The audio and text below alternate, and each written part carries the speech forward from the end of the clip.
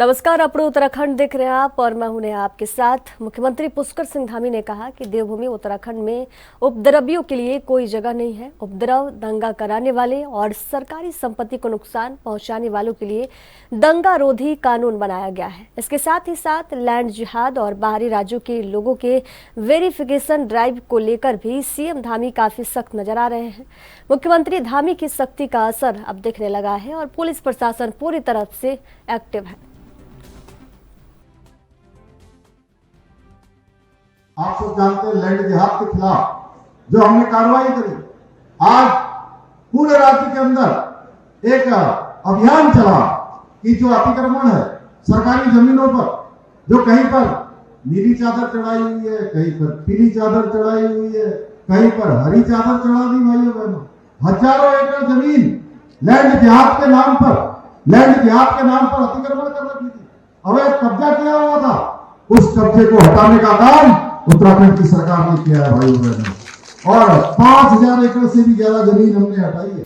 आपने सही कहा, माननीय मुख्यमंत्री जी का स्पष्ट निर्देश है कि बहुत सारे जो लोग बाहरी राज्यों से आपराधिक तत्व अपने प्रदेश में आ जाते हैं, और खास करके यह भी देखा गया कि बहुत सारे जमीन के धंधों में आ जाते हैं, तो उस तरह के जो भी तत्व हैं उनके खिलाफ जो सत्यापन की कार्रवाई है उसको बहुत ही सघनता से की जाए, ये माननीय मुख्यमंत्री जी का निर्देश है। और हम लोग सत्यापन लगातार करते रहे हैं, पिछले सालों में भी कर रहे हैं। पिछले मेरे को ख्याल है कि पिछले साल हमने 3-3.5 लाख के आसपास सत्यापन किए थे, और इसके अभी इस साल भी अगर देखें तो 1.25 लाख के आसपास हमने लोगों का वेरिफिकेशन कर लिया है, जिसमें बहुत सारे लोगों के खिलाफ जो पुलिस एक्ट में चालान और इस जो भी वैधानिक कार्रवाई होती है वो भी की गई है। लेकिन आपने सही कहा कि कई बारी ये देखने में आया है कि पड़ोसी राज्य के जो आपराधिक तत्व हैं यहाँ आकर के जमीन खरीदने में भी सफल हो जाते हैं। माननीय मुख्यमंत्री जी का स्पष्ट निर्देश है कि इस तरह के लोगों के द्वारा जमीन की जो खरीद फरोख्त है उसको लिमिट किया जाए, और उसमें हमारे राजस्व के जो भी अधिकारी हैं वो लोग भी वर्क कर रहे हैं, और हम लोग भी बहुत ही सघनता से सत्यापन का कार्य चलाने वाले हैं। जितने भी ऑर्गेनाइज क्राइम के क्रिमिनल्स हैं जो ऑर्गेनाइज क्राइम करते हैं, तो उनके लिए हमारा एसटीएफ है, एसटीएफ को हम रीइंफोर्स कर रहे हैं, और एसटीएफ हमारी लगातार कार्य कर रही है, और इस दिशा में हम आगे और अपनी गति में बढ़ रहे हैं। और उत्तराखंड के कांग्रेस प्रदेश अध्यक्ष करण माहरा ने आंदोलन का ऐलान किया है। उन्होंने देश भर में नीट, यूजी और यूजीसी नेट की परीक्षा को लेकर उठे विवाद को लेकर बीजेपी की सरकारों पर युवाओं के हितों से खिलवाड़ करने का आरोप लगाया है। इसके साथ ही शैक्षणिक संस्थानों में संघ पृष्ठभूमि के लोगों की नियुक्ति पर भी करण माहरा ने सवाल उठाए हैं। करण माहरा ने कहा कि आज पूरे देश के युवा एक के बाद एक पेपर लीक होने से परेशान हैं। वे खुद को ठगा महसूस कर रहे हैं। कई साल की मेहनत के बाद जब मालूम चलता है कि जो परीक्षा कड़ी मेहनत से दी है उसका पेपर लीक हो गया है, तो युवा निराशा में जा रहे हैं। इसके लिए सीधे तौर पर केंद्र सरकार जिम्मेदार है।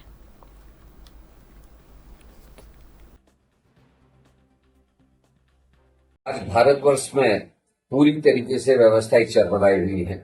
जो नौजवान नवयुवतियां अपने कैरियर के लिए 8-8 घंटे से लेकर 15 घंटे तक पढ़ते हैं और कोशिश करते हैं कि वो किसी बड़ी परीक्षा को पास करें, आज उनके सपनों के साथ छलावा हो रहा है। पूंजीपतियों के बच्चे और हाकम सिंह जैसे लोग उनके हकों को छीनने के लिए रणनीतियां तैयार कर रहे हैं। भारतीय जनता पार्टी की सरकार ने पूरे देश में व्यापम के बाद लगातार इस तरीके के घोटाले करने शुरू किए। उत्तराखंड में इसकी बानगी के रूप में आप देखें, SSSC भर्ती घोटाला और पटवारी पेपर लीक बहुत बड़े घोटाले थे, जिसमें छात्रों के ऊपर लाठीचार्ज किया गया, उनके हकों को छीनने का काम किया। आज यूजीसी के नीट और एनईईटी के पेपर्स लीक हुए, एक को सरकार ने निरस्त किया है और दूसरा अभी तक निरस्त नहीं किया है। लगातार बीजेपी के लोग, बीजेपी की सरकारें, नरेंद्र मोदी, अमित शाह और इनके मुख्यमंत्री लोग लगातार ऐसे लोगों को संरक्षण दे रहे हैं जो इस तरह के कृत्यों में हैं। आज चाहे वो वाइस चांसलर कहीं का देख लीजिए, वो आरएसएस की पृष्ठभूमि का या बीजेपी की पृष्ठभूमि का होता है, आज उसकी योग्यता पर कहीं ध्यान नहीं दिया जा रहा है। ये सारे इंस्टीट्यूट्स में ऐसे लोगों को बैठा रहे हैं, चाहे वो गवर्नर के पद हो, चाहे वो कहीं का वाइस चांसलर हो, हर जगह एक आइडियोलॉजी के लोगों को बैठाया जा रहा है, जिससे इस तरीके के घोटाले होने में इनको मदद मिल रही है और इनकी आइडियोलॉजी के लोगों को लगातार नियुक्तियां मिल रही हैं। पढ़ने लिखने वाले मेहनत कश लोग जो माँ बाप खा नहीं खाकर अपने बच्चों के लिए इन परीक्षाओं की तैयारी कराते हैं, उनके सपनों में पानी फेरने का काम हाकम सिंह जैसे लोग कर रहे हैं। और उस पर संरक्षण भारतीय जनता पार्टी की सरकार का है, मोदी का है, अमित शाह का है और उनके मुख्यमंत्रियों का है। कांग्रेस लड़ रही है, आगे भी लड़ती रहेगी। हमारे नेता आदरणीय मल्लिकार्जुन खड़गे जी, हमारे नेता राहुल गांधी जी के नेतृत्व में पूरे देशव्यापी आंदोलन शुरू हो रहा है और हम अपनी स्टेट में भी और अन्य राज्यों में भी जहां भी हमारी जान पहचान है वहां इन आंदोलनों को मजबूती देने का काम करेंगे और बीजेपी को झुकाएंगे कि वो इस तरह के कृत्य करने से बाज आए। लोगों के अधिकारों में, लोगों के हकों में डाका डालने से उनको हम छूट नहीं देंगे। राजधानी देहरादून के वन विभाग मुख्यालय में वन मंत्री सुबोध उनियाल की अध्यक्षता में महत्वपूर्ण बैठक हुई। वहीं इस बीच वन मंत्री सुबोध उनियाल ने कहा कि बैठक में जनहित और पर्यावरण से जुड़े मुद्दों पर और भविष्य में वन अग्नि को प्रभावी ढंग से रोकने के लिए फॉरेस्ट फायर लाइन्स को बढ़ाने को लेकर भी बैठक में चर्चा की गई है। वहीं इसके साथ ही उत्तराखंड वन विभाग के डॉक्टर धनंजय मोहन ने कहा कि वन पंचायतों में जड़ी बूटी और हर्बल मिशन की योजना पर बात की गई है और साथ ही हरेला पर्व पर विशेष कार्यक्रमों को लेकर भी इस बैठक में चर्चा की गई।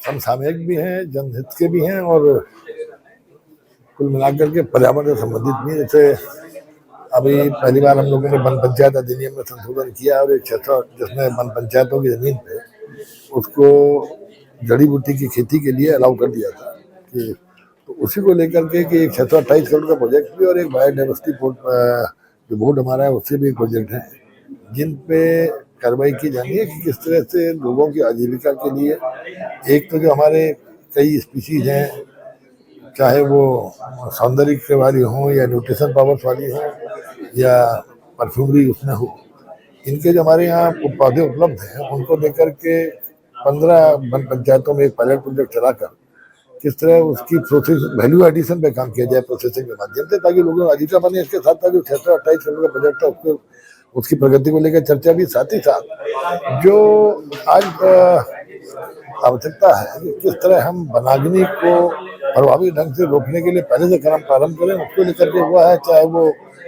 फॉरेस्ट फायर लाइन्स हो या बजट का अलॉटमेंट हो, टाइम पे बजट अलॉटमेंट हो जाए और नवंबर तक बजट अलॉटमेंट होने के बाद ताकि अगले वर्ष की और फायर लाइन्स को बनाने को लेकर। तो देखिए बहुत सारे मुद्दे थे, वन पंचायतों से संबंधित मुद्दे थे। वन पंचायत में जो जड़ी बूटी और हर्बल मिशन की जो योजना प्रारंभ हो रही है उसके बारे में था।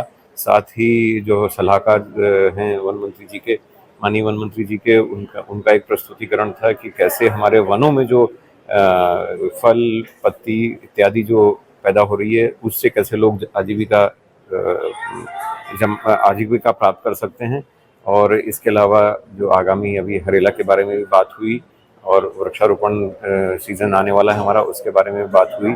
तो कई मुद्दे थे जिन पे हमारा आज बहुत महत्वपूर्ण विचार विमर्श हुआ और विभाग के स्ट्रक्चर के बारे में भी बात हुई। तो कई चीजें थी महत्वपूर्ण जिसपे आज बहुत अच्छा माननीय मंत्री जी का हमें मार्गदर्शन प्राप्त हुआ। बिंदु खतर को राजस्व गांव बनाए जाने सहित मानसून सीजन से पहले नगर और आसपास के क्षेत्रों में होने वाले व्यापक जलभराव की समस्या के समाधान के लिए जिलाधिकारी वंदना लालकुआ पहुंचे। इस दौरान उन्होंने राजीव नगर, बंगाली कॉलोनी सहित राजकीय प्राथमिक विद्यालय रेलवे का निरीक्षण किया और यहां होने वाले जलभराव की समस्या के समाधान के हेतु संबंधित विभाग के अधिकारियों को निर्देश करते हुए कहा कि मानसून सीजन से पहले सभी व्यवस्थाएं दुरुस्त कर ले ताकि आम जनमानस को दिक्कतों का सामना न करना पड़े।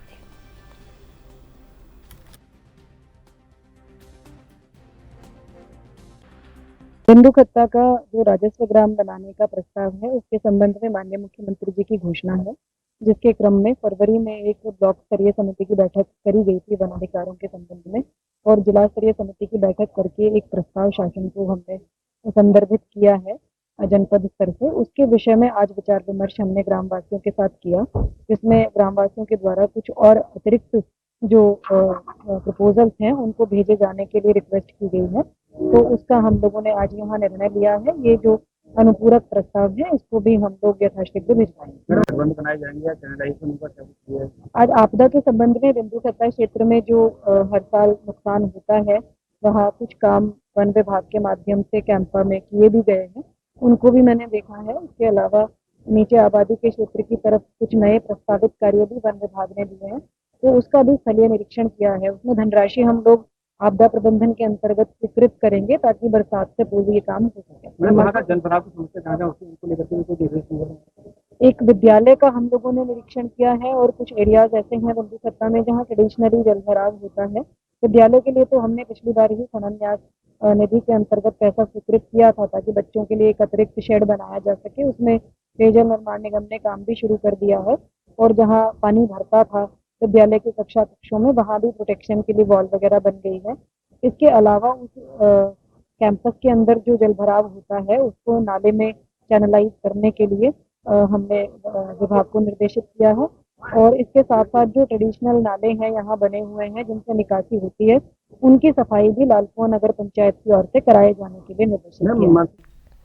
खाद्य नागरिक आपूर्ति और उपभोक्ता मामले मंत्री रेखा आर्य की अध्यक्षता में राजधानी देहरादून के विधानसभा भवन में समीक्षा बैठक की गई। इस बीच रेखा आर्य ने कहा कि अंत्योदय परिवार और पीले कार्ड धारकों को कितना राशन वितरित हुआ है, ये बैठक का उद्देश्य था और जानकारी में आया कि राशन निर्बाध तरीके से हमारे उपभोक्ताओं को प्राप्त हो रहा है। साथ ही उन्होंने कहा कि मुख्यमंत्री द्वारा अंत्योदय परिवारों को मुफ्त में गैस रिफिल करने की योजना के तहत व्यवस्था तो दी गई है, लेकिन उन्हें सब्सिडी नहीं दी गई। देखिए, आज आचार संहिता के उपरांत में खाद्य विभाग की समीक्षा बैठक ली गई है, जिसका उद्देश्य ये था कि हमारे जो हमारे अंत्योदय के परिवार है अथवा हमारे जो PHH कार्ड धारक हैं अथवा हमारे जो पीले कार्ड धारक हैं, आखिरकार उनको राशन की उपलब्धता कितनी प्रतिशत या 100% उनको उपलब्ध हो पाया है, नहीं हो पाया है, क्या स्थिति है, यह जानने का विषय था। और जानकारी में आया कि राशन निर्बाध तरीके से हमारे कार्ड धारकों को प्राप्त हो रहा है। इसके साथ ही यह भी चिंता एक मुझे थी कि जो हमारे अंत्योदय के परिवार है जिनको कि मुफ्त में गैस रिफिल करने की योजना माननीय मुख्यमंत्री जी की ओर से व्यवस्था दी गई थी, उसकी क्या स्थिति है। तो उसमें भी जानकारी में आया है कि मुफ्त गैस रिफिल 2023-24 का हमारे सभी जो अंत्योदय के कार्ड धारक हैं उनको प्राप्त हुई है, लेकिन प्राप्त होने के साथ में उनको अभी सब्सिडी भी नहीं मिल पाई है। तो सब्सिडी शीघ्र अतिशीघ्र उनके खातों में DBT कर दी जाए, यह विभाग।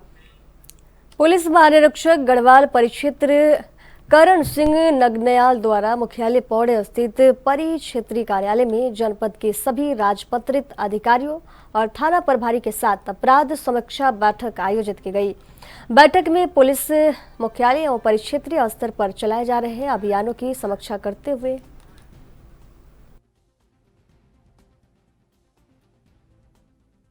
बेसिकली ये अपराध गोष्ठी थी। हमारे जनपद के समस्त जो थानाध्यक्ष है, 14 थाना और सर्किल ऑफिसर, CFO, साथ ही हमारे एडिशनल SP और SSP सभी मौजूद थे अभी क्राइम मीटिंग में। तो बेसिकली जो हमारे वांछित है उनकी गिरफ्तारी किया जाए। जो इनामी है, यदि लंबे समय से नहीं पकड़ा जा रहा है तो उसमें इनाम बढ़ाने की कार्रवाई किया जाए। साथ ही जो तफ्तीश है, मैं देख रहा हूँ 1 साल से ज्यादा करीब 5 विवेचनाएं लंबित है। तो बताया गया कि उसमें 2 निस्तारित हो गया, 3 अभी लंबित है, तो उनको तेजी से निस्तारित करने के लिए आदेशित किया गया। साथ ही वेरिफिकेशन, जो किराएदार है, श्रमिक है, बाहर से आते हैं लोग, बाहरी लोगों का, फेरी वाले हैं, इन सब का सत्यापन किया जाए। यदि मकान मालिक बिना पुलिस के संज्ञान में लाए, बिना सत्यापन कराए किराएदार रहता तो उनके खिलाफ भी कार्रवाई किया जाए। साथ ही क्योंकि माननीय मुख्यमंत्री जी के द्वारा ड्रग फ्री 2025 का नारा दिया है, तो उसको सार्थक बनाने के लिए सारे थानाध्यक्ष, यहाँ के जमीनी स्तर पर जो हमारे बीट कांस्टेबल है, अधिकारी है, COs है, SSP है, सबकी महती भूमिका है। तो इन सबको कहा गया कि आप अधिक से अधिक कार्रवाई करें और जो भी कोई इंफॉर्मेशन देता है उनके नाम को सीक्रेट रखते हुए अपराधियों के विरुद्ध सख्त कार्रवाई किया जाए। मैं देख रहा हूँ काफी कार्रवाइयां हुई है, फिर भी इसको और बढ़ाए जाने की आवश्यकता है। पुलिस अधिकारी का ये उत्तरदायित्व है, जो भी कोई सूचना उसको मिले, सूचना देने वाले को बिल्कुल गोपनीय रख कर ही काम करना चाहिए, ताकि तभी पब्लिक का विश्वास भी होता है, सूचना देने वाले को विश्वास भी होता है कि मुझे जो है पब्लिक डोमेन में नहीं लाएंगे और अधिक से अधिक सूचनाएं देखकर वो जो इस तरह के अपराध को रोकने में अपनी भूमिका निभाता है। तो इस तरह से मैंने इंस्ट्रक्शन दे दिया कि जो भी कोई सूचना आपको देता है उसकी गोपनीय रखा जाए। खबरों के सफर में वक्त है एक छोटे से ब्रेक का। जल्द हाजिर होंगे, देखते रहिए एएनबी न्यूज।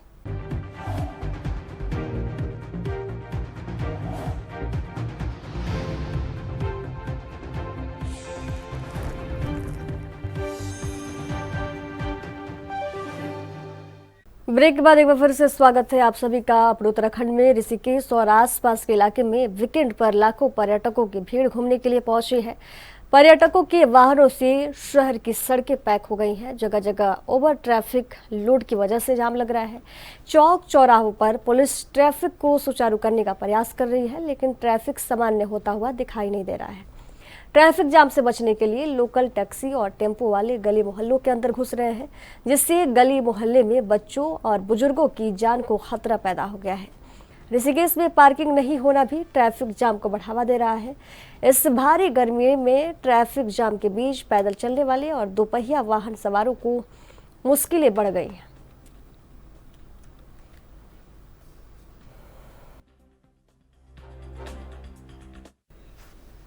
उत्तराखंड लोक निर्माण विभाग के सचिव पंकज कुमार पांडे आज अल्मोड़ा पहुंचे। अल्मोड़ा विकास भवन में उन्होंने जनपद के सभी विभागों की बैठक कर केंद्र और राज्य सरकार की योजनाओं की समीक्षा की, जिसमें उन्होंने कहा कि भारत सरकार के द्वारा दी जा रही योजनाओं को सीधे लाभार्थियों तक पहुंचाने के निर्देश सभी विभागों को दिए गए हैं। इसके साथ ही पिछली आपदाओं में जिन लोगों का विस्थापन नहीं हो पाया है, उनके लिए राज्य सरकार योजना बना रही है। इसके साथ ही हल्द्वानी से अल्मोड़ा की लाइफ लाइन कही जाने वाली सड़क के लिए भवाली से राती घाट तक बाईपास मार्ग के द्वारा मुख्यमंत्री द्वारा घोषणा की गई है, जिसके लिए भारत सरकार को प्रपोजल भेजा गया है। जल्द ही इसमें काम होगा।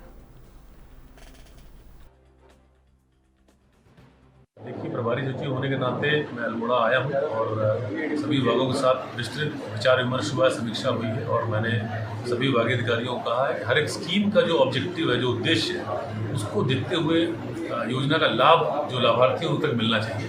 सिर्फ लक्ष्य पूरा करने के लिए हम लोग काम नहीं करें और मुझे उम्मीद है कि ये सारे अधिकारी यहाँ पे बेहतर काम करेंगे और जो उद्देश्य हैं भारत सरकार की जो स्कीम्स हैं, जो राज्य सरकार की स्कीम है, उसको पूरा करेंगे। किसी भी गांव का विस्थापन इतना आसान प्रोसेस नहीं होता, उसमें तमाम चीज़ें देखनी पड़ती हैं। तो हमारा विचार विमर्श हुआ है डीएम साहब के साथ और शासन लेवल पे जो डिस्कशन होना है वो हम लोग करेंगे और जो भी संभव मदद होगी हर एक गाँव के लिए की जाएगी। कैंची धाम में पिछले 4-5 सालों से काफ़ी श्रद्धालु आ रहे हैं। उसकी वजह से जो अल्मोड़ा के यात्री हैं या जो पिथौरागढ़ जा रहे होते हैं, हाईवे में उनको बहुत ज़्यादा दिक्कत हो रही है। इसके लिए माननीय मुख्यमंत्री जी ने घोषणा भी की थी। उसके लिए हम लोगों ने रोड एक सैंक्शन किया है कैंची धाम के पीछे से, उस पर फॉरेस्ट लैंड ट्रांसफर केस बनाया जा रहा है। वो 16 किलोमीटर का रोड है जो सैनिटोरियम से निकल के जाएगा और वो राती घाट के पास में जाके मिलेगा। दूसरा जो एग्जिस्टिंग एनएच है उस पर भी एक एक्सटेंशन प्लान किया गया, उसमें 300 मीटर की लगभग टनल प्रस्तावित है और थोड़ा सा तकरीबन 1 किलोमीटर का नया रोड प्रस्तावित किया गया है। वो भारत सरकार लेवल पे भेजा गया है, इस पर प्रयास कर रहे हैं। कल माननीय राज्य मंत्री जी जो अल्मोड़ा के सांसद भी हैं, उनसे भी इस बारे में विचार विमर्श हुआ है और हम लोग प्रयास करेंगे कि जल्दी जल्दी ये भी सैंक्शन करा पाएँ, जिससे जो जाम की स्थिति हो रही है, जो परेशानी हो रही है लोगों को, वो हम लोग। शहर की सुरक्षा में सेंध लगाने पहुंचे पंजाब के 2 बदमाशों को पुलिस ने गिरफ्तार कर लिया है, जिनके कब्जे से पुलिस ने 2 धारदार खुखरी बरामद की है। पुलिस ने आरोपियों के खिलाफ अवैध रूप से खुखरी रखने के आरोप में मुकदमा दर्ज कर लिया है। आरोपियों को कोर्ट के आदेश पर जेल भी पहुंचा दिया गया है। कोतवाल शंकर सिंह बिष्ट ने बताया कि एसएसपी अजय सिंह और एसपी देहात लोकजीत सिंह के निर्देश पर पुलिस ने देर रात देहरादून रोड स्थित जंगलात बैरियर पर वाहनों की चेकिंग की।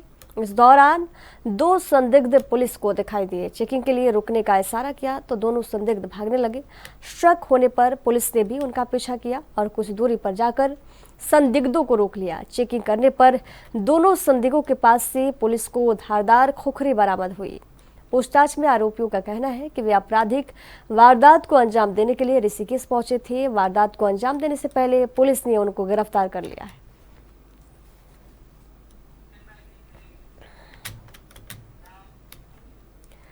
विश्व प्रसिद्ध जागेश्वर धाम में 15 जुलाई से सरावनी मेले का आयोजन होता है, जो पूरे सावन के महीने चलता है, जिसमें पूरे भारत के श्रद्धालु मेले में पहुंचते हैं, जिसको लेकर जिलाधिकारी विनीत तोमर ने मंदिर समिति और पुजारियों के साथ एक बैठक की, जिसमें मेले की तैयारी को लेकर जिलाधिकारी ने मंदिर समिति और प्रशासन के अधिकारियों को मंदिर की व्यवस्थाओं और साफ सफाई के साथ श्रद्धालुओं की उचित व्यवस्था करने के निर्देश दिए। जिलाधिकारी ने बताया कि यहाँ पर आने वाले श्रद्धालुओं को किसी प्रकार की कोई दिक्कत ना हो, इसके लिए भी तैयारियां की जा रही है।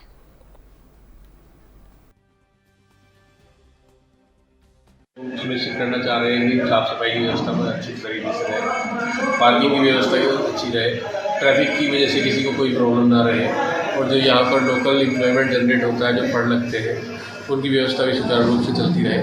और खासकर हम लोगों का प्रयास ये रहेगा, और सभी को इसी दिशा में निर्देश भी दिए गए हैं मंदिर समिति की ओर से भी, और जो पुजारी समूह है उनको भी, और जो हमारे अधिकारीगण हैं, कि जो भी श्रद्धालु आते हैं वो एक अच्छे अनुभव के साथ यहाँ से जाएं, और किसी प्रकार की शिकायत उनकी ओर से उनको ऐसा एहसास ना हो कि उनको शिकायत करने की आवश्यकता हो। वो संतुष्ट होएं, अपने अच्छे से दर्शन करें, और उसके पश्चात यहाँ से अच्छे अनुभव हों। चंदेश्वर नगर में अवैध रूप से शराब की बिक्री करने वाले युवक को पुलिस ने गिरफ्तार किया है। आरोपी के कब्जे से पुलिस ने शराब और बियर की 9 पेटी बरामद की है। आरोपी के खिलाफ पुलिस ने शराब की अवैध बिक्री करने के आरोप में मुकदमा दर्ज कर लिया है। कोतवाल शंकर सिंह बिष्ट ने बताया कि त्रिवेणी घाट चौकी प्रभारी प्रकाश पोखरियाल को देर शाम सूचना मिली कि चंद्रशेखर नगर में एक युवक शराब की अवैध बिक्री कर रहा है। सूचना मिलते ही चौकी प्रभारी पुलिसकर्मियों के साथ मौके पर पहुंचे। इस दौरान एक युवक को शराब की अवैध बिक्री करते हुए दिखाई देने पर पकड़ा गया।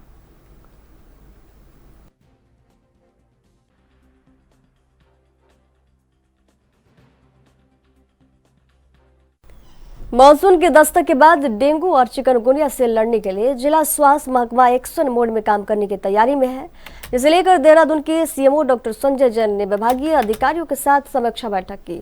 वहीं इसी बीच डॉक्टर संजय जैन ने कहा कि पहले भी हमारे द्वारा एक्शन प्लान तैयार कर लिया गया था। साथ ही उन्होंने ये भी कहा कि हम सोमवार से आशाओं के माध्यम से घर घर जाकर लोगों को डेंगू के और चिकनगुनिया के प्रति जागरूक करेंगे, और घरों में जहां भी कहीं पानी भरा हुआ होगा उसको भी हटाने के लिए लोगों को जागरूक किया जाएगा।